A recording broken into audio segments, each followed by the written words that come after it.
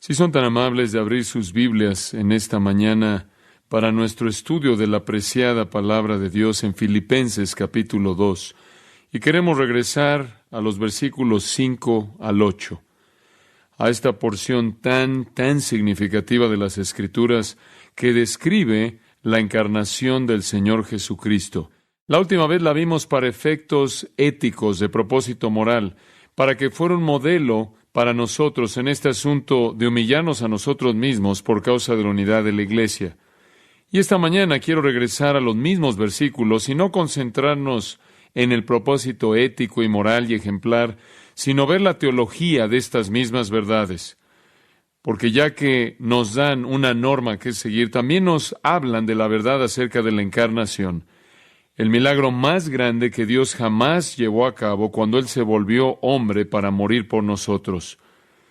Y no trataríamos de manera apropiada este gran texto si no lo fuéramos a tratar de alguna manera en términos de su verdad teológica. Escuche los versículos 5 al 8 conforme leo.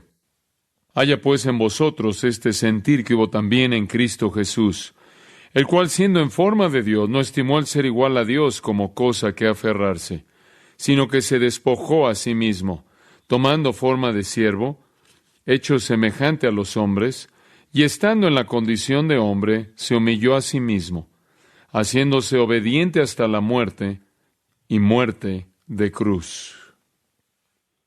Esta semana volví a leer porciones de un libro que había leído varias veces hace varios años atrás. El título del libro es Milagros, su autor es C.S. Lewis. Tiene un capítulo en el libro titulado El Gran Milagro, y es un capítulo acerca de la encarnación. Y en ese capítulo, en su manera única, él extrae algunas analogías ricas para nosotros, mediante las cuales podemos ver la encarnación. Permítame leerle una porción algo extendida debido a que lo que él dice es tan rico, y cito: en la historia cristiana, Dios desciende para volver a ascender. Él desciende de las alturas de el ser absoluto al tiempo y el espacio, desciende a la humanidad y desciende aún más, desciende hasta las raíces mismas del mar de la naturaleza que Él había creado. Pero Él desciende para volver a subir y llevar al mundo arruinado con Él. Uno tiene el retrato de un hombre fuerte que se está inclinando más y más bajo para llegar a colocarse a sí mismo bajo una carga complicada, grande. Él debe inclinarse para poder levantar. Él también tiene que desaparecer debajo de la carga antes de que él enderezca de manera increíble su espalda y empiece a marchar con la masa entera cargándola sobre sus hombros. O uno puede pensar en un buzo, primero reduciéndose a sí mismo a desnudez y después viendo al aire y después entrando en un clavado, desvaneciéndose y bajando en el agua verde y caliente hacia agua negra y fría, descendiendo a una presión que se va incrementando hasta llegar a la región que es como la muerte, de putrefacción que ha estado ahí por mucho tiempo y de residuos y de desechos. Y de nuevo vuelve a subir de regreso al color y a la luz con sus pulmones casi explotando hasta que de pronto él vuelve a irrumpir en la superficie y teniendo en su mano algo preciado que está goteando que él recuperó allá abajo. Él y eso, ambos tienen color ahora que han llegado a la luz. Allá abajo, donde yacía sin color en la oscuridad, él también perdió su color. En este descenso y reascenso, toda persona reconocerá un patrón familiar, algo escrito por todo el mundo. Es el patrón de toda la vida vegetal. Debe hacerse pequeña y volverse algo duro, pequeño y semejante a la muerte. Debe caer al suelo y de ahí, a partir de ahí, la nueva vida reasciende. Es el patrón de toda la generación animal también. Ahí hay un descenso de los organismos perfectos y completos a los espermatozoides y óvulo en el vientre oscuro. Una vida que es primero inferior en tipo comparada a la de las especies a la cual está siendo reproducida. Y después el ascenso lento hasta llegar al embrión perfecto, al bebé consciente vivo y finalmente al adulto. Así es también en nuestra vida moral y emocional. Primero los deseos inocentes y espontáneos tienen que someterse al proceso semejante a la muerte de control o de negación total. Pero a partir de ahí hay un reascenso a una virtud totalmente y plenamente formada en la cual la fortaleza del material original opera de una manera nueva. La muerte y el renacimiento descienden para volver a ascender. Es un principio clave. A través de este cuello de botella, este hacerse pequeño, el camino hacia arriba casi cerca yace. Fin de la cita. Con esas palabras, Lewis entonces se aproxima a la encarnación, el milagro central del cristianismo, lo más maravilloso y grandioso de todas las cosas que Dios jamás hizo. Y ese es el tema de estos grandes versículos frente a nosotros. Ahora, como dijimos la última vez, vimos estos versículos y vimos su importancia ética conforme Jesús se volvió para nosotros el modelo perfecto de humillación. Él es el cumplimiento perfecto de los versículos 3 y 4, alguien que no hace nada por contienda o por vanagloria, alguien que con humildad de mente considera a otros como más importantes que él mismo, alguien que no ve lo suyo propio, sino también lo de los otros, y en eso él es nuestro ejemplo. Pero hay más aquí que tan solo eso. Y en esta mañana descenderemos por el mismo trayecto que descendimos el último día del Señor, nada más que en esta ocasión, no tanto enfocándonos en el modelo de la humillación, como en la humillación misma. Comencemos en el versículo 6. Dice en el versículo 6, el cual siendo en forma de Dios, ahí es donde comienza la encarnación. Ese es el punto desde el cual Él desciende y condesciende. Ahora, ¿qué quiere decir con la palabra forma? Por cierto, Él la vuelve a usar en el versículo 7, como lo veremos en un momento, pero esto es crucial. Morpheis es la palabra. Usamos eso como una palabra en español. Usamos eso como una parte de una palabra en español, endoforme, ectoforme y varias otras cosas. Morphe significa forma, de acuerdo con el léxico de Moulton y Milligan, significa una forma que expresa de manera plena y verdadera el ser. En otras palabras, es una palabra que se refiere a esencia o a ser esencial o naturaleza. Aquí, siendo aplicada a Dios, la forma de Dios. Significa que en su ser más profundo, lo que Él es en sí mismo, su ser esencial. La declaración entonces está diciendo que Jesucristo existió en el ser esencial de Dios, y Él siempre y de manera continua e inalterable existió en esa esencia. Quizás puede entender la palabra morphe si la compara con otra palabra griega, schema. Ambas podrían ser traducidas en español forma. Realmente esa es la mejor palabra en español, pero pierde algo a menos de que sea dividida en esas dos palabras griegas. Permítame mostrarle la distinción. Forma o morpheis, la naturaleza esencial de algo, lo que es en sí mismo. Schemais es la forma externa que adopta. La morphe nunca cambia. La schema cambia. Quizás una ilustración simple sería esta. Yo soy un hombre, poseo la naturaleza humana. He poseído la naturaleza humana desde que fui concebido y poseeré la naturaleza humana hasta que muera. Ese es mi morfe. Pero esa naturaleza, esa característica esencial de ser humano es manifestada en muchas esquemas diferentes. Si pudiera transliterarlo un poco. En otras palabras, hubo una ocasión en la que yo fui un embrión, después hubo una ocasión en la que fui un bebé, y hubo una ocasión en la que fui un niño, después fui un niño, después fui un joven, después fui un adulto, y algún día seré un hombre de edad. Y en este momento estoy en la flor de la vida. Puedo sentir ahí lo que están pensando, puedo ver lo que están pensando. Pero como puede ver, mi morpheis es ser humano, y mi esquema cambia. Y cuando Pablo escoge la palabra morfe, él está diciendo algo muy específico. Él está diciendo que Jesús siempre ha existido en la esencia incambiable del ser de Dios. Para hacerlo simple, él está diciendo que Jesús es Dios. Él posee el ser mismo y la naturaleza misma de Dios, y él siempre ha poseído eso.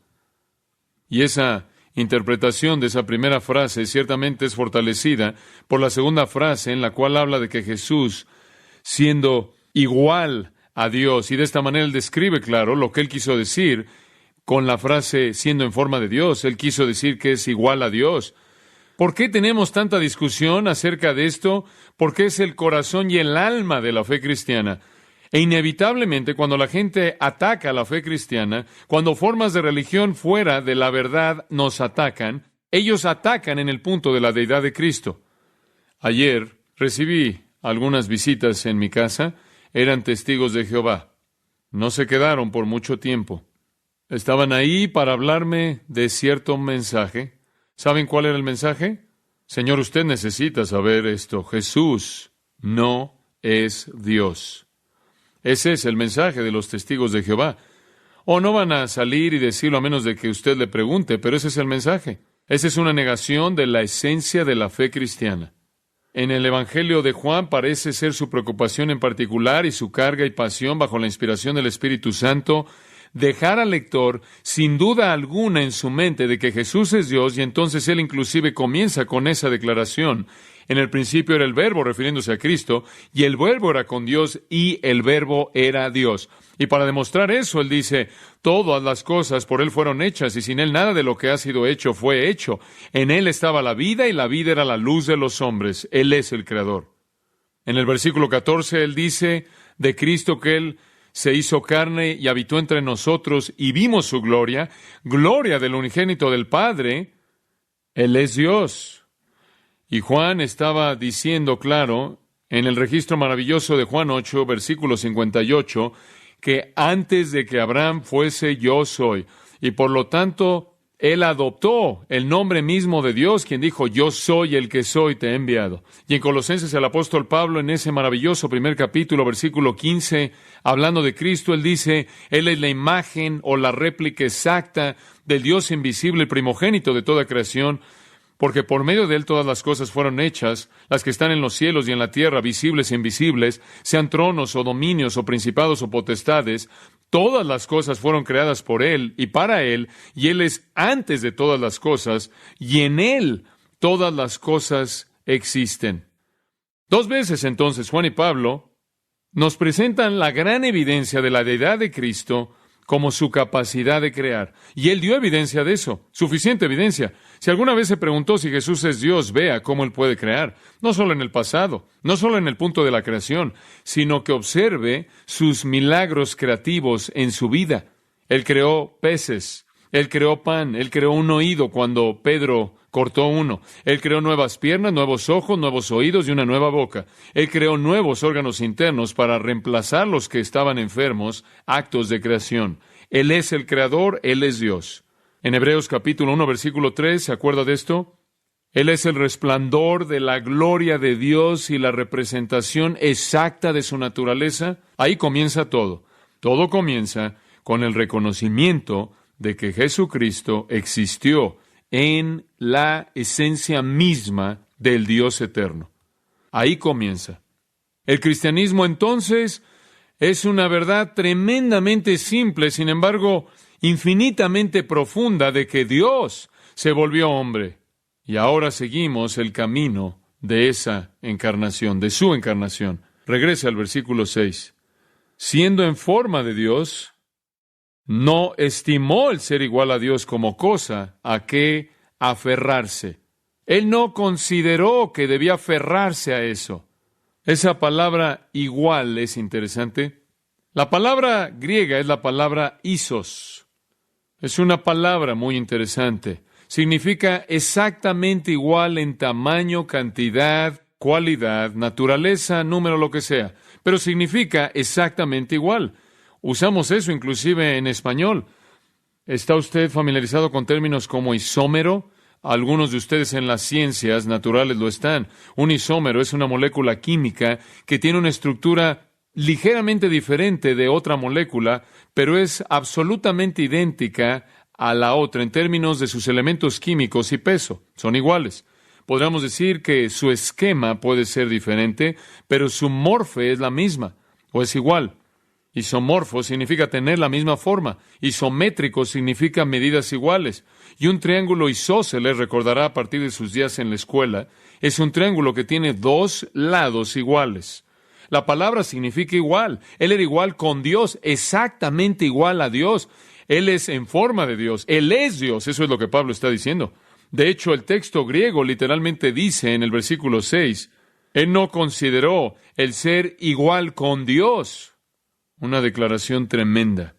Él es igual a Dios. Y aquí está el primer paso hacia abajo. Él no se aferró a eso. Él no se detuvo a eso. Él no lo poseyó como algo que no debía ser hecho a un lado, aunque Él era igual a Dios. No hay duda alguna acerca de esto en las Escrituras. No había duda alguna de que Jesús afirmó esto. No había duda en absoluto en las personas que lo oyeron cuando Él dijo ser así. En Juan 5:18, Él dice que los judíos estaban buscando matarlo. ¿Por qué? Porque Él no solo estaba quebrantando el día de reposo, sino que se estaba haciendo igual a Dios al llamar a Dios su propio Padre.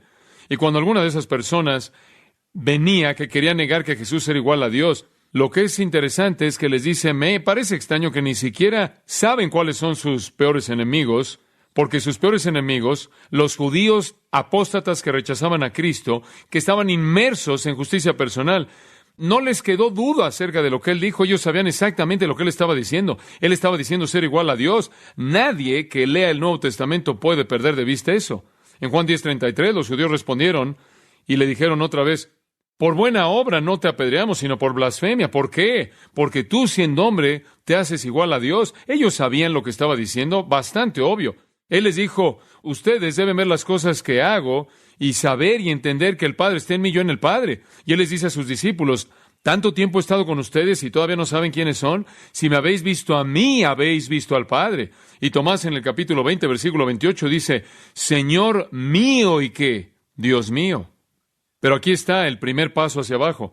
Aunque Él tenía todos los derechos y privilegios y honores de ser Dios, Él no se aferró a ellos. Esa palabra originalmente significaba robar, algo adquirido mediante robo o algo aferrado.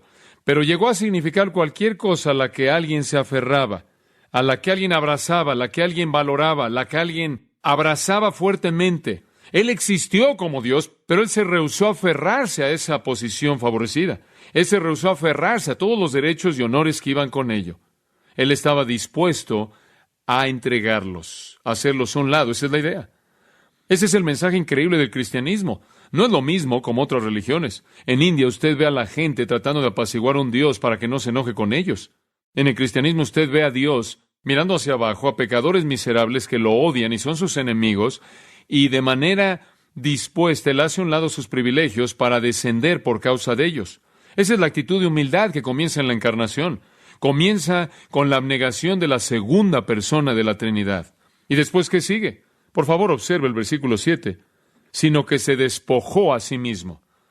Una declaración profunda introducida por un término griego que significa no esto, sino esto. Él no pensó que esto era algo a lo que debía aferrarse, sino que más bien, por otro lado, Él se despojó a sí mismo. Es una especie de conexión de contraste. El ser igual a Dios no lo llevó a llenarse a sí mismo, sino lo llevó a vaciarse a sí mismo. El verbo despojó, kenois, la forma del verbo de la cual obtenemos ese término teológico clásico, la kenosis, lo cual es lo que los teólogos han llamado el autovacío o la encarnación de la doctrina de la kenosis, el autovacío de Cristo. Es una expresión muy vívida. Él se vació a sí mismo, una autorrenuncia. Él se rehusó a usar aquello a lo que Él tenía derecho. Se rehusó a aferrarse a sus ventajas y privilegios como Dios. ¿Se puede imaginar? Dios, quien es dueño de todo, quien puede hacer todo, quien tiene el derecho a todo, quien está plenamente satisfecho consigo mismo, sino que se vació a sí mismo. Ahora, ¿qué significa eso? Esto, claro, ha sido discutido mucho. ¿Qué significa que Él se despojó? ¿De qué se despojó? ¿De qué se vació? En primer lugar, observe, nunca lo olvide, Él no se vació a sí mismo de su deidad. Él no se vació a sí mismo de su deidad, de lo contrario, Él habría cesado de existir. Y si Él cesara de existir, así también Dios el Padre y así también Dios el Espíritu, porque su vida es una vida. Él no se vació a sí mismo de su deidad o de alguna porción de su deidad, porque Él no puede ser menos de lo que Él era. Él es Dios. Él existe eternamente en la morfe de Dios. Él no dejó de ser Dios. De hecho, esto es muy claro en Lucas 9:32, que cuando Él llegó al monte de la transfiguración e hizo un lado su carne, ellos vieron la gloria que estaba ahí. Él no intercambió deidad por humanidad. Él no dejó de ser Dios y comenzó a ser hombre. Si hubiera hecho eso, Él habría muerto en una cruz y se hubiera quedado ahí en la tumba, porque solo Dios tiene el poder de morir, y al morir Él conquistó la muerte. Solo Dios podía crear y hacer los milagros que Él hizo. Solo Dios podía decir las palabras que Él dijo. Él no dejó de ser Dios. Ni parte alguna de su naturaleza divina esencial fue quitada, nada. Él no podía cortar algún pedazo de quién era Él. Hay algunos que promueven una perspectiva como esa, que es blasfema. Dice usted, ¿qué es lo que renunció? ¿De qué se despojó? En primer lugar, se despojó de su gloria celestial. Él se despojó de su gloria celestial. Se zambulló en el agua y descendió hasta el agua negra, fría, a donde están los desechos de este mundo. Y esa es la razón por la que él clama en Juan 17 y dice, Padre, devuélveme, restáurame la gloria que tuve contigo antes de que el mundo comenzara. Gloria cuando Él estaba cara a cara con Dios. Él se despojó de su gloria por el lodo de esta tierra. Él rindió la adoración de los ángeles, la presencia adoradora de ángeles, por los vituperios de los hombres. Él rindió todo el brillo de las glorias del cielo por la prisión oscura en la que Él fue guardado antes de su muerte. Sí, Él se vació de su gloria en ese sentido. Otra manera de verlo es que Él cubrió su gloria. Él la veló. Ellos vieron un vistazo de la misma en el monte de la transfiguración. Hubieron vistazos de la misma en todos sus milagros. Hubieron vistazos de la misma en su actitud. Hubieron vistazos de la misma en sus palabras. Hubieron ciertamente vistazos de ella inclusive en la cruz. Hubo una manifestación refulgente de la misma en la resurrección, la ascensión, pero Él se vació a sí mismo de algo, de la manifestación externa y de el placer personal de la gloria celestial. En segundo lugar, Él se despojó a sí mismo de la autoridad independiente. Ahora, no entiendo cómo la Trinidad opera. Sé que opera en armonía perfecta y sé que en esa armonía perfecta no hay discordia ni hay desacuerdos, y esa es la manera en la que es en la Trinidad. No obstante, de alguna manera misteriosa para mi mente, la cual nunca entenderá, Él se sometió de manera completa a la voluntad del Padre. Nunca entenderé eso y no quiero que ni siquiera usted piense en esto por mucho tiempo. De lo contrario, estará ahí en la cama recitando el alfabeto griego, porque no tiene lógica para nuestra mente, porque no parece lógico para nuestra mente. Pero el punto es que Él hizo un lado, un ejercicio voluntario de su propia voluntad, y Él aprendió a ser un siervo, y Él se sometió a sí mismo, y Él fue obediente, dice en el versículo 8. Él fue obediente. No entiendo eso, pero Él fue obediente. En el huerto Él dijo, no se haga mi voluntad, sino la tuya. Él aprendió la obediencia por las cosas que Él sufrió. Hebreos 5 dice, Él dijo, yo he venido para hacer la voluntad del Padre, Juan 5:30. Entonces, Él hizo un lado su autoridad independiente. En tercer lugar, Él hizo un lado las prerrogativas de su deidad, o Él hizo un lado el uso voluntario de sus atributos. Dice usted, ¿dejó de ser omnisciente? No. ¿Dejó de ser omnipresente? No. ¿Dejó de ser el Dios incambiable? No. Él no dejó de ser nada, Él simplemente no usó esos atributos. Algunos han dicho que Él rindió las prerrogativas de su deidad. Sé que Él era omnisciente, Él sabía todo porque Él sabía lo que estaba en el corazón de un hombre, Juan 2. Y sé que Él era omnipresente porque Él vio a Nataniel cuando Él ni siquiera estaba donde Nataniel estaba en su forma humana. Él no rindió nada de su deidad, sino que Él rindió el ejercicio libre de esos atributos y se limitó a sí mismo al punto en donde Mateo 24:36 dice, ningún hombre sabe cuándo el Hijo del Hombre vendrá, ni siquiera los hombres, ni siquiera el Hijo del Hombre. Él restringió su omnisciencia y Él restringió las prerrogativas de su deidad. En cuarto lugar, y me encanta pensar en esto, Él rindió sus riquezas personales. Él rindió sus riquezas personales. Aunque Él era rico, sin embargo, por nuestra causa Él se volvió pobre, 2 Corintios 8:9, para que ustedes, a través de su pobreza, pudieran ser hechos ricos. Él se volvió terriblemente pobre en este mundo, terriblemente pobre. Él no tenía nada, nada. Y después, finalmente, como mencioné la última vez, Él rindió una relación favorable con Dios. El que no conoció pecado por nosotros fue hecho pecado. Y como resultado Él dice, Dios mío, ¿por qué me has desamparado? Él rindió una relación favorable con Dios. Ahora escúcheme. Aunque Él rindió la expresión plena de su gloria celestial y el placer pleno de disfrutarla, aunque Él rindió la autoridad y ejercicio independiente de su propia voluntad y aprendió la obediencia, aunque Él rindió las prerrogativas de expresar toda la majestad de todos sus atributos, lo cual él pudo haber hecho, por cierto. Y aunque él rindió las riquezas personales por la pobreza de este mundo, y aunque rindió una relación favorable con Dios cuando él fue hecho pecado, escúcheme, él nunca dejó de ser Dios, nunca. Él permaneció siendo Dios de manera total. Él permaneció siendo totalmente Dios. En cualquier momento él pudo haber destruido a todos sus enemigos sobre la faz de la tierra con el aliento de su boca, pero no lo hizo. Él se despojó a sí mismo.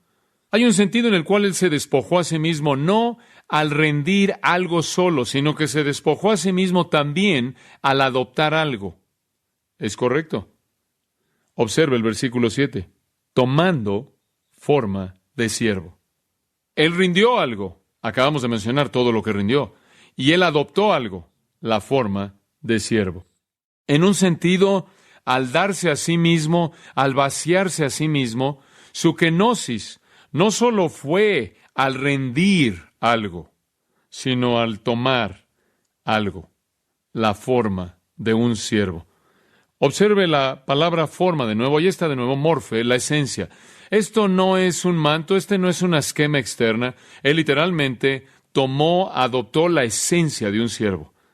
Por cierto, el único otro uso de esa palabra en el Nuevo Testamento, morfe, es en Marcos 16:12, en donde Jesús toma, morfe de resurrección, la naturaleza de un cuerpo resucitado. Pero aquí él realmente se volvió un doulos, un siervo.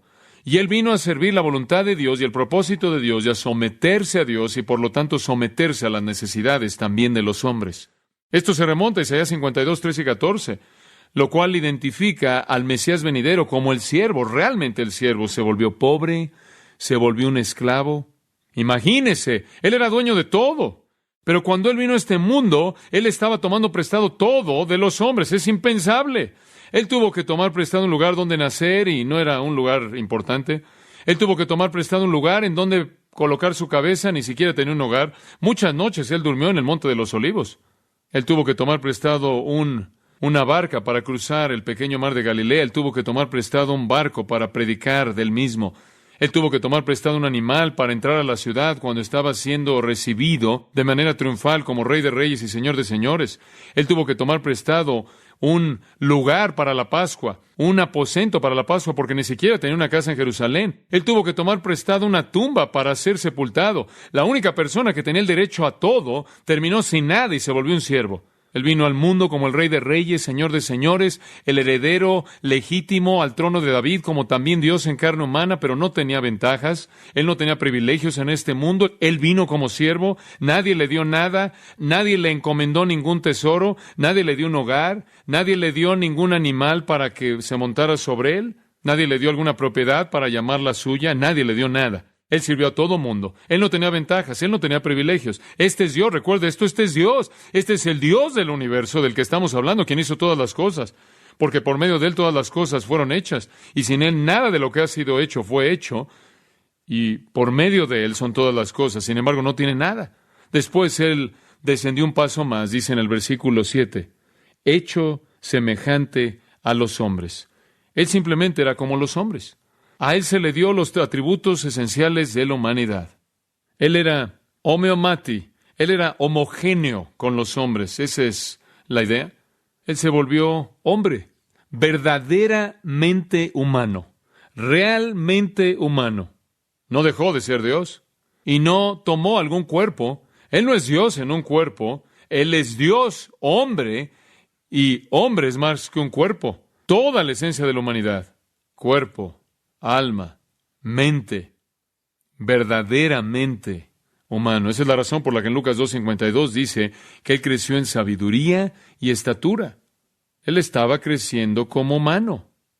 Colosenses 1, versículo 22, dice, sin embargo, él ahora os ha reconciliado en su cuerpo de carne. Él tenía un cuerpo como el de usted, un cuerpo de carne. Él no es un fantasma, un cuerpo real. En Gálatas 4:4 dice que él fue hecho de una mujer, hecho bajo la ley.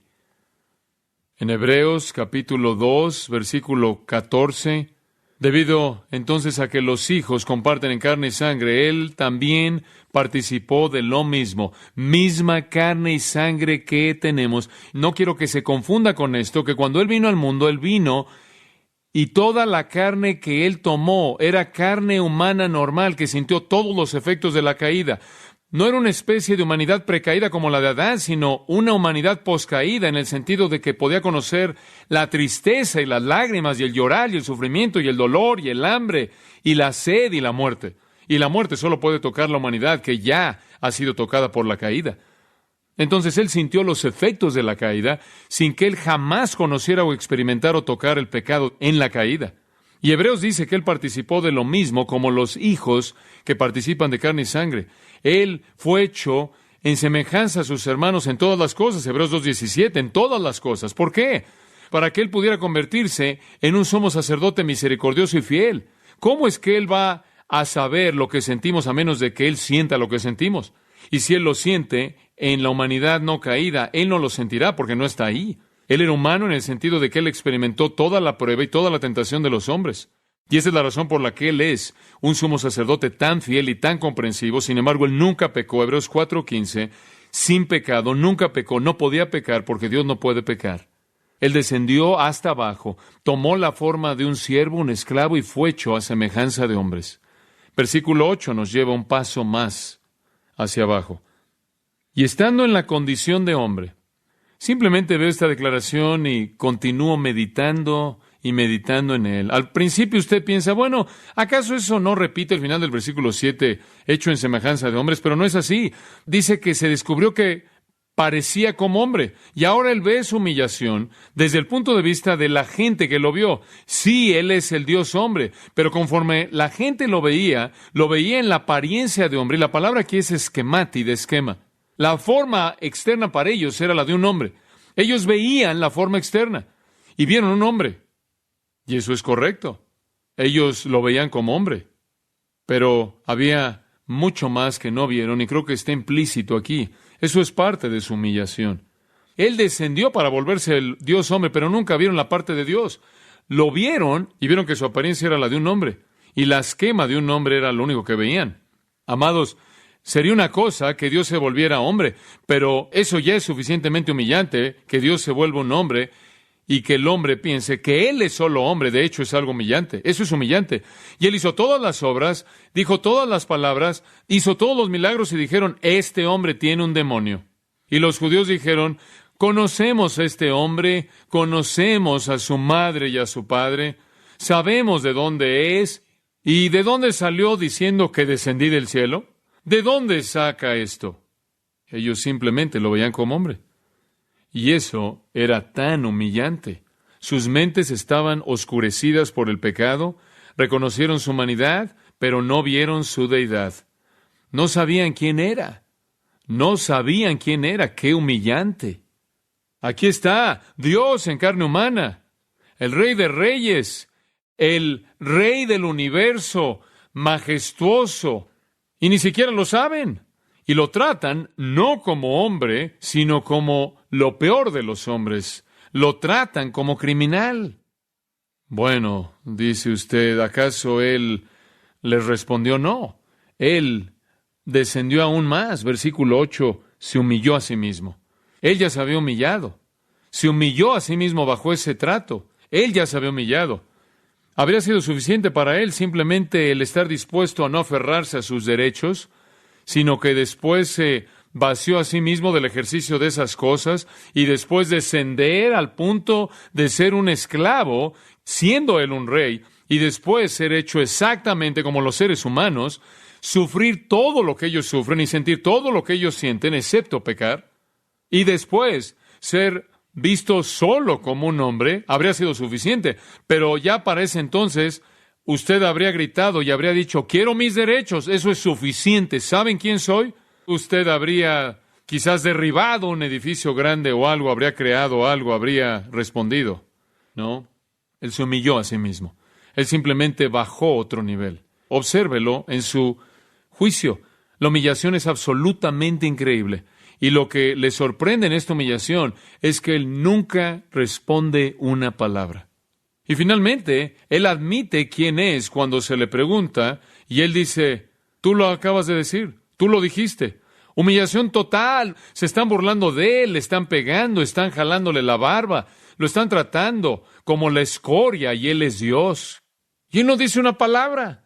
Y lo pasan de fase en fase a lo largo de un juicio falso y él no dice nada y él lo acepta y él no demanda sus derechos. Y qué retrato de la humildad es este. Se humilló a sí mismo. Y él bajó aún más. ¿Qué tan bajo fue? El versículo 8 dice, haciéndose obediente hasta la muerte. Ahora, en algún punto cerca de eso, usted habría pensado que él habría dicho, se acabó, es suficiente. En algún punto a la mitad de ese juicio, habría usted asumido que él los habría aniquilado con fuego de su boca y habría consumido a todos estos corruptos, pero no lo hizo. En algún punto, cuando él está siendo objeto de burla y está siendo arrastrado semidesnudo ahí a lo largo de la ciudad de Jerusalén con una cruz en su espalda, usted habría pensado que él se habría detenido y él habría dicho, se acabó, es suficiente, ustedes no valen la pena este esfuerzo, demando que sepan quién soy, pero no lo hizo. En algún punto en la cruz usted habría pensado que él habría gritado quién era él, pero él nunca lo hizo, nunca lo dice. Él fue obediente hasta el punto de muerte, hasta la profundidad del lodo y el desecho de los lugares oscuros profundos para que él nos trajera de regreso al color. Y Pablo dice, no solo muerte, sino la última frase, y muerte de cruz.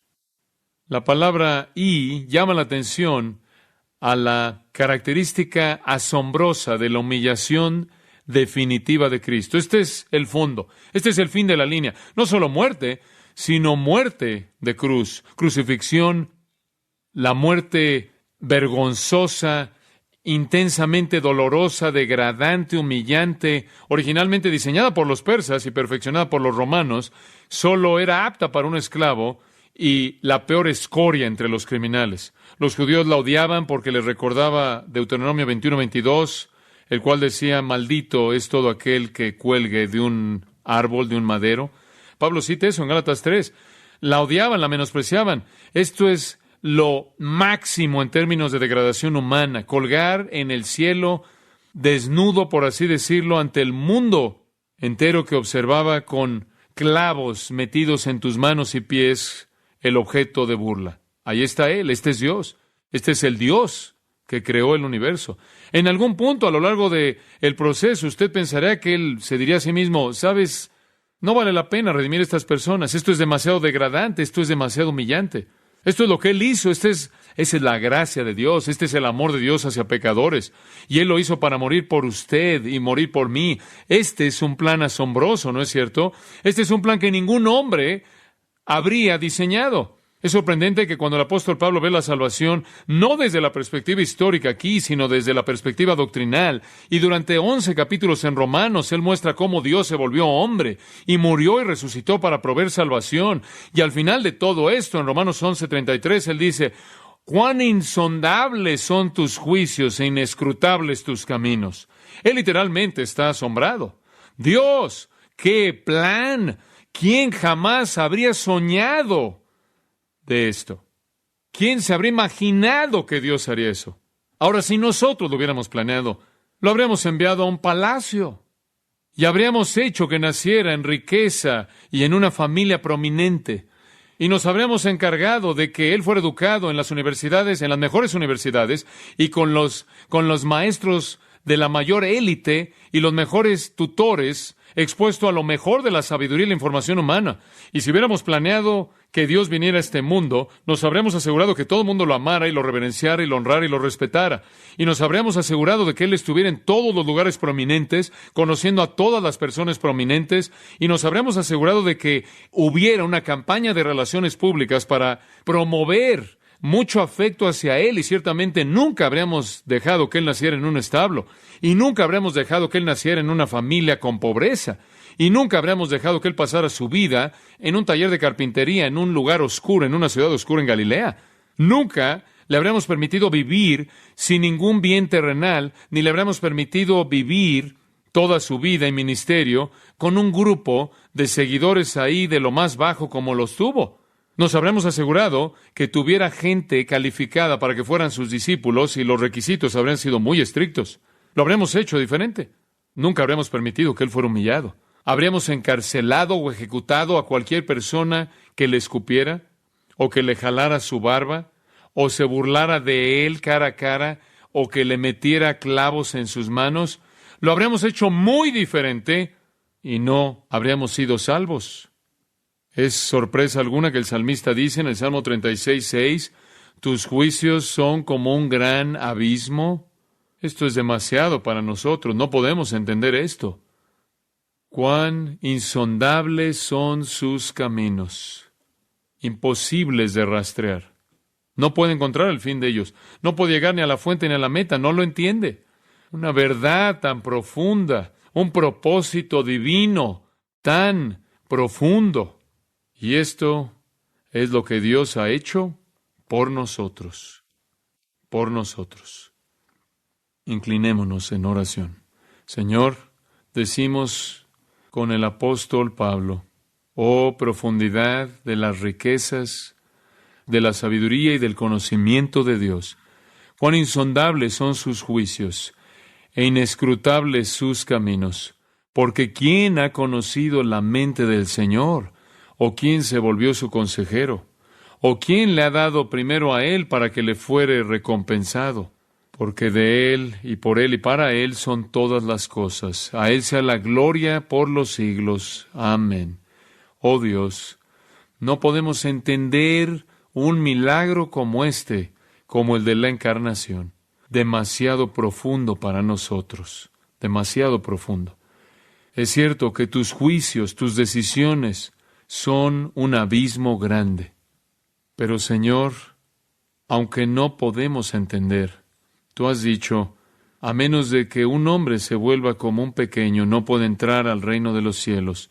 Lo que nuestras mentes no pueden entender, nuestros corazones pueden. Y podemos entender que nos amaste tanto que viniste a este mundo y moriste en una cruz para pagar la muerte por nuestro pecado que nosotros debíamos pagar. Y si confiamos en el Señor Jesucristo y le entregamos nuestras vidas, conforme creemos y conforme seguimos, recibimos vida eterna. Oh Señor Dios, oro por toda persona aquí, que cada uno examine su propio corazón. La humillación es suficiente hasta el punto de muerte. Sin embargo, todavía hay otro paso, y esa es la humillación de haber hecho todo eso y ser rechazado por el pueblo por el que lo hiciste. Perdónanos, Señor. Perdónanos por el tiempo de nuestra incredulidad cuando humillamos aún más a Cristo al rechazar su humillación. Y oro, Dios, por cualquier persona en nuestra comunión en esta mañana quien no ha confesado aún a Jesús como Señor, quien todavía no ha venido a Él buscando perdón, quien todavía no ha venido a Él para encontrar perdón y vida. Mientras sus cabezas están inclinadas, no podemos cerrar este mensaje sin pedirle que en su propio corazón vea a Dios, y simplemente quizás el Espíritu se está moviendo en su vida y quizás este es el momento para que usted clame a Dios y reconozca que usted ve lo que Cristo ha hecho por usted y le pida a Cristo que perdone su pecado y venga a Él en arrepentimiento. ¿Puede venir a Él con una fe arrepentida? Cristo ha muerto, pero si usted lo rechaza, no le ayuda, no disfruta de ese beneficio. Dice usted, ¿cómo puedo hacer esto mío? Por fe, creyendo en el Señor Jesucristo, y es a fin